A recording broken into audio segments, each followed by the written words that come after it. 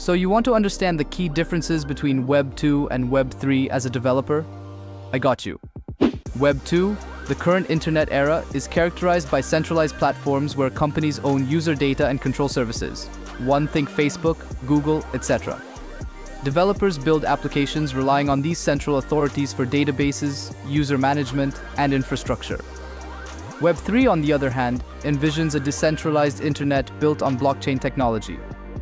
Point 2, key differences for developers include data ownership shifts to users' applications become decentralized dApps running on blockchains.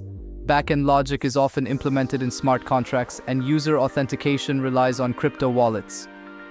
Developers need to learn new languages like Solidity, understand concepts like gas fees, and build frontends that interact with blockchain networks through libraries like Web3.js or Ethers.js. Point 4.